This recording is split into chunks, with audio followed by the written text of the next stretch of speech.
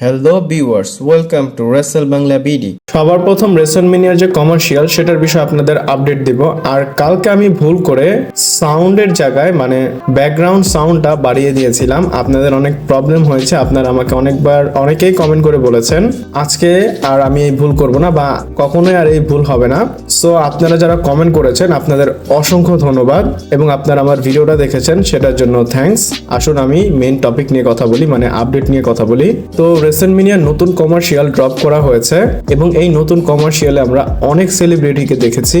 আইসো স্পিড, তারপর বকিং রোডের যে সন, এছাড়া আমরা আলাদা আলাদা অনেক সেলিব্রিটিকে দেখতে পেয়েছি এবং টনি হিনক্লিফও ছিল এবং অনেককেই মেনশন করা হয়েছে। তো এখানে দেখা যাচ্ছিল প্রত্যেকটা সেলিব্রিটি যারা আছে মানে ফিচার করা হয়েছে সবাই একটা অপরচুনিটি চাচ্ছে। কেউ বলতেছে যে আমাকে ট্যাগ টিম ম্যাচে দাও, আমি রেসলমেনিয়াতে ট্যাগ টিম ম্যাচ করতে চাই, এবং অনেকেই বলতেছে আমি রেসলমেনিয়াতে এসে পারফর্ম করব। এক কথায় তাদের একটা প্লেস চাই রেসলমেনিয়াতে।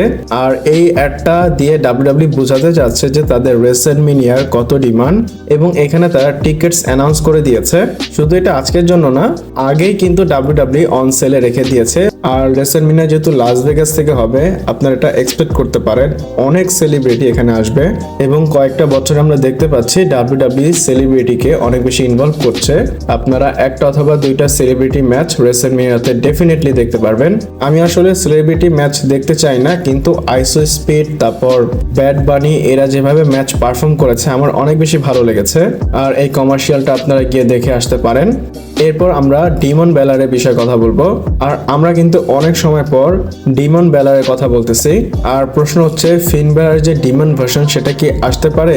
এটার উপর ফিন বেলার নিজেই কমেন্ট করেছে। আমরা কিন্তু এই ডিমন ফিন বেলারকে অনেক বছর ধরে দেখতে পাচ্ছি না। আমরা লাস্ট দেখেছিলাম এলিমিনেশন চেম্বারে এজের সাথে তার যখন ম্যাচ হয়েছিল, সেখানে সে ডিমন ক্যারেক্টার নিয়ে এসেছিল।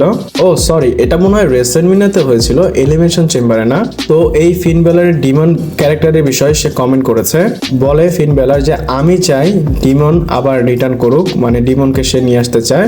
এবং সে বলে এই ডিমনটা কখন আসবে, যখন ডাব্লিউডাব্লিউ রাইটাররা চাবে বা ক্রিয়েটিভ যারা আছে তারা চাবে, তখনই আমি এটা নিয়ে আসতে পারবো। এছাড়া ফিন বেলার এটাও বলেছে যে আমি ইনপুট জানতে চাই ক্রিয়েটিভে এটা নিয়ে কি কথা চলতেছে বা তারা কিভাবে চিন্তা করে। এবং আমি দেখতে পারলাম তার কথায় সে অনেক বেশি ইন্টারেস্টেড আছে এই ক্যারেক্টারটা নিয়ে আসার জন্য। আমি পার্সোনালি চাই এই ক্যারেক্টারটা আসুক। আপনারা চান কিনা আমাকে কমেন্ট করে জানাতে পারেন। এরপর ওভাফেমির বিষয় বলবো। আর ওভাফেমি চলে আসতেছে, মানে সে রাস্তায় আছে।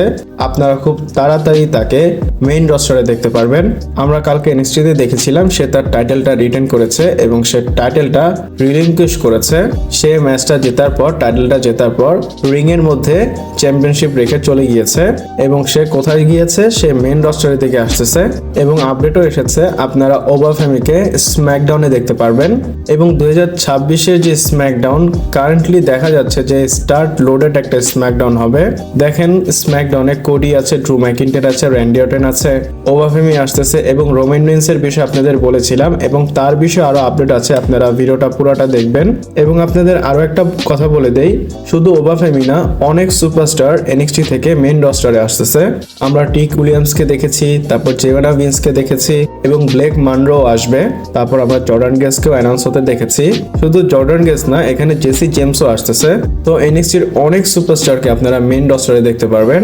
আর ওভাফেমি যে আসতেছে মেনিয়ার আগে, মানে রেসলমেনিয়ার আগে, এটা এক্সপেক্ট করতে পারেন তার রেসলমেনিয়াতে ভালো কিছু আমরা দেখতে পারবো। এরপর স্যামি জানের বিষয় বলবো। এবং স্যামি জান এক্সপেক্টেড আছে রেসলমেনিয়ার পর ওয়ার্ল্ড টাইটেল জিতবে। আপনারা যারা স্ম্যাকডাউন দেখেছেন আপনারা হয়তো খেয়াল করেননি বা খেয়াল করেছেন, স্ম্যাকডাউনে স্যামি জান এসে টাইটেল ঘুরে ঘুরে দেখতেছিল কোডি রোডসের। সে চ্যালেঞ্জ করার আগেই কিন্তু র্যান্ডি অর্টন তাকে চ্যালেঞ্জ করেছে, মানে কোডি রোডসকে। এছাড়া আমরা অনেক সময় ধরে দেখতেছি ডাব্লিউডাব্লিউ এমন টিজ করতেছে যে সে মেইন চ্যাম্পিয়নের দিকে ফোকাস করতেছে। আমরা কিন্তু লাস্ট ইয়ার 2025-এ স্যাথ রলিন্সের তার যে একটা সেগমেন্ট হয়েছিল সেটা দেখেছি এবং আমরা বুঝেছিলাম তার একটা ম্যাচ হবে স্যাথ রলিন্সের সাথে, কিন্তু আনফরচুনেটলি স্যাথ রলিন্স ইনজুরিতে পড়েছে। এবং আপডেট এটাও এসেছে ডাব্লিউডাব্লিউ প্রিপেয়ার হচ্ছে তাকে পোস্ট রেসলমেনিয়ার পর একটা টাইটেল রান দিবে। আর এখানে দুইটা নাম এসেছে, হয় কোডি রোডসের থেকে সে টাইটেল নিবে, না হয় রোমান রিন্সের থেকে সে টাইটেল নিবে। আর আপনাদের বলে দেই, আপনারা কিন্তু এখনই আবার শিওর হয়েন না যে সে কেন রোমান রিন্সকে হারাবে। এটা হতে অনেক সময় বাকি, এখানে অনেক প্ল্যান চেঞ্জ হতে পারে। আর আমি চাই স্যামি জান যেন চ্যাম্পিয়ন হয়। অনেকে সামি জানকে অনেক কারণে হেট করে, বাট আমার তাকে ভালো লাগে। আপনাদের কেমন লাগে আমাকে কমেন্ট করে জানাতে পারেন। এরপর WWE আনরিয়েলের বিষয়ে বলবো। আর এটা যে ট্রেলার সেটা রিলিজ হয়েছে, আর এটা কিন্তু প্রথম ট্রেলার, আর এটা জানুয়ারির 20 তারিখে আউট হবে নেটফ্লিক্সে। আর আমি ট্রেলারে কি কি হয়েছে সবকিছু আপনাদের বলবো। ট্রেলারের শুরুই হয় আনরিয়েল 2 কে ক্রিটিসাইজ করা দিয়ে। পল হেমেন আসে এবং বলে যে আমার এই কনসেপ্ট একদমই ভালো লাগে না, আমার পছন্দ হয় না আমাদের বিজনেস এভাবে এক্সপোজ হচ্ছে, এবং বলে এক্সপোজ হওয়ার আগে আমাদের এই বিজনেস অনেক ভালো চলেছে। দেখেন সে আনরিয়েলে এসেই বলে যে আমার আনরিয়েল পছন্দ না।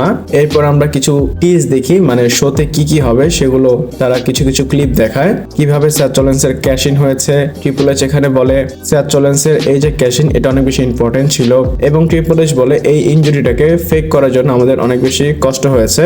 এছাড়াও স্যাথ রলিন্স রিভিল করে তার যে মেয়ে সে তার টিচারকে গিয়ে বলেছে যে আমার বাবার ইনজুরি ফেক। এছাড়া আমরা চেলসি রিনকে দেখি, সে তার যে নোজ ইনজুরি হয়েছে সেটার বিষয়ে কথা বলে। এছাড়া আমরা জন সিনা কোডি রোডসকে একসাথে দেখেছি। আর এখানে কিন্তু আমরা ব্রক লেসনারকে দেখিনি, আমরা দেখেছি ব্রক লেসনার কিন্তু কোডি এবং জন সিনার ম্যাচের পরে এসেছিল, আর এটা WWE ইন্টেনশনালি কিন্তু অ্যাভয়েড করেছে। আর এই আনরিয়েল 2 তে কিন্তু এমন কিছুই নাই, যেমন স্যাথ রলিন্সের যে ইনজুরি ফেক এটা আমরা তো জানতেই পেরেছি, কিভাবে হয়েছে সেটা জানার দরকার নেই। আর দেখার মধ্যে একটা জিনিস আমরা দেখতে পারবো, কোডি রোডস এবং জন সিনা যে ম্যাচ হয়েছে এটা হারার পর জন সিনা কিভাবে কোডি রোডসের সাথে কথা বলে বা কিভাবে কোডি রোডসকে সে ট্রিট করে। বাট আমি বলতে পারি এটা নিয়ে একটা প্রপার ভিডিও আসবে, আপনারা পুরো ভিডিওটা দেখবেন। এরপর আমরা কথা বলবো ট্রাইবাল চিফ রোমান রিন্সের বিষয়। তো আমি আপনাদের বলেছিলাম রোমান রিন্স স্ম্যাকডাউনে আসবে, এবং WWE চায় রোমান রিন্স যেন আবার স্ম্যাকডাউনে এসে ডমিনেট করে। আর এটা কিন্তু সেই জায়গা যেখানে রোমান রিন্স এবং তার ব্লাড লাইন রুল করেছে, আর সেই সময় স্ম্যাকডাউন কত বেশি ভালো লাগতো। এবং WWE মনে করতেছে স্ম্যাকডাউনে রোমান রিন্সকে দরকার, আর অবশ্যই এটা ডেফিনেটলি সেন্স হয়। আপনারা দেখেন রোমান রিন্স যদি স্ম্যাকডাউনে আসে অবশ্যই রয়্যাল রাম্বলের পরে আসবে। আমার মনে হয় সে রয়্যাল রাম্বল জিতলো বা নাই জিতলো, স্ম্যাকডাউনে এসে কোডি রোডসকে সে চ্যালেঞ্জ করলো। এবং আমরা জানি কোডি রোডস এবং রোমান রিন্সের পার্ট 3 ম্যাচ হবে, আর এদের ম্যাচ হলে অবভিয়াসলি ফিউটে স্ম্যাকডাউনেই হবে। আর রোমান রিন্স আসলে অবশ্যই স্ম্যাকডাউনের ভিউয়ারশিপ অনেক উপরে যাবে। আর আমি যেমনটা বললাম WWE চায় আবার রোমান রিন্স যেন স্ম্যাকডাউনকে ডমিনেট করে। আমরা দেখেছিলাম একটা সময়, মানে অনেক আগেই, বেশি আগেও না, রোমান রিন্স শোকে কিক অফ করতো পুরো ব্লাড লাইন নিয়ে, এবং শোকে সে এন্ড করতো। ওই সময় অনেক বেশি ভিউয়ারশিপ আসতো। আর মানডে নাইট র এখন যেভাবে চলতেছে সেটা ভালোই। রোমান রিন্স যদি স্ম্যাকডাউনে চলেই আসে তাহলে এটা ব্যালেন্স হয়ে যাবে। আপনারা কি মনে করেন আমাকে অবশ্যই কমেন্ট করে জানাতে পারেন। আর ভিডিওটা এই পর্যন্ত ছিল, ভালো লাগলে লাইক কমেন্ট শেয়ার সাবস্ক্রাইব করে পাশে থাকবেন। পরবর্তী ভিডিওতে আবার দেখা হচ্ছে।